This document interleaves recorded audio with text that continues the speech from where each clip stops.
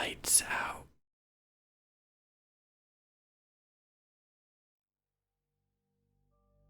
I played hide and seek with my son and found something terrifying. By user Robert Mort.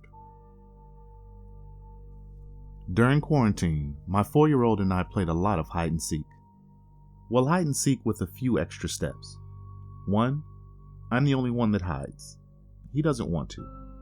2, I have to call out, "Yoo-hoo," every few minutes, otherwise he'd never find me. And 3, when he gets close, I pop a hand or foot out of my hiding spot and he shrieks, "I see your feet, ah ha ha ha ha." 4-year-olds are really stupid, okay? And I didn't exactly have the money to buy him a ton of toys. We just moved into this house a few weeks ago. The rent took up nearly my entire paycheck. I got all the furniture from Free Cycle, we ate beans and rice often. And I was driving around a 20-year-old car. "Hide again," Benjamin said, tugging my hand. "Hide again, but it's almost bedtime. Please." "Okay, but only one game, okay? Go count in the kitchen." He ran around the corner as fast as he could. 1, 2, I ran through the living room, and then I saw it, the hall closet. Perfect. I opened the door and ducked inside.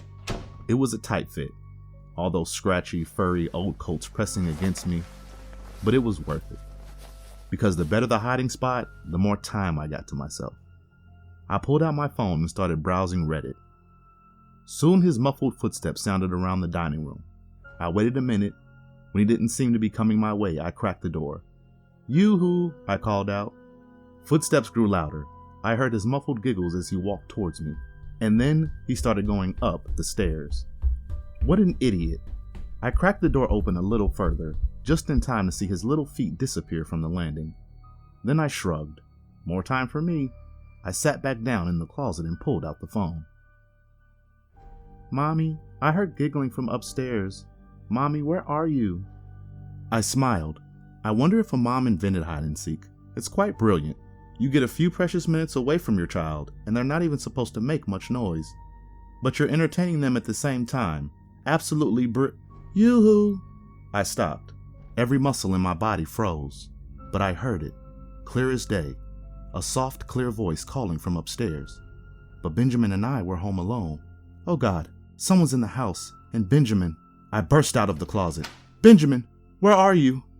I heard Benjamin's footsteps running above me, his giggles trailing down to me. I couldn't move, couldn't breathe. "Benjamin!" I finally screamed. More giggles, and then Benjamin's voice. "I see your feet." No! I catapulted up the stairs, screaming for him. I burst into his bedroom, but he wasn't there. Just his empty rocket bed, comforter rumpled, embroidered stars staring back at me. I ran into the hallway, spinning around. "Benjamin! Benjamin!"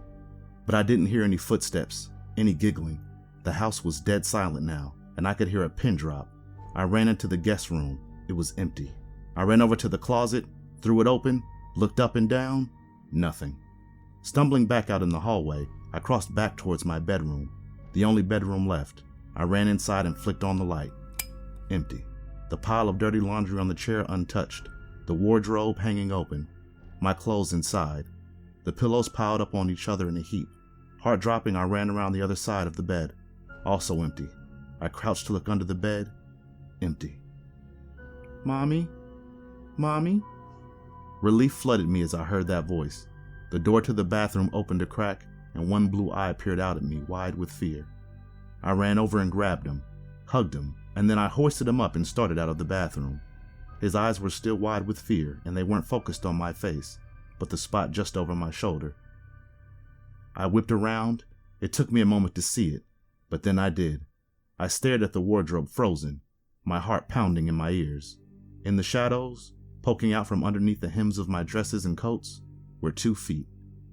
In moments like this, the brain doesn't really think. It slows. Instinct reigns. The smartest thing would have been to lock ourselves in the bathroom and climb out the window. But instead, I just ran for the hallway, as fast as I could. As I ran down the stairs, I heard the weighted footsteps, slow and methodical, resonating through the house. I could still hear them pounding into my brain as I ran to the neighbor and screamed for help. The police came. They searched the house. They didn't find anything. No signs of forced entry either. so they promised me they'd patrol my street for the next few days, but that was really all they could do. I decided to stay at a friend's house for a few weeks until I felt safe again. But every time I closed my eyes, I could see them, those 2 feet that looked so off somehow, swollen, as if waterlogged, a bit too grayish in tone to belong to any normal person, toenails blackened and split. And I think back to that wardrobe, how I'd gotten it for free, how the owner told me his mother had just died, and he was just trying to get rid of all her stuff as quickly as possible. And I wondered, how exactly did she die?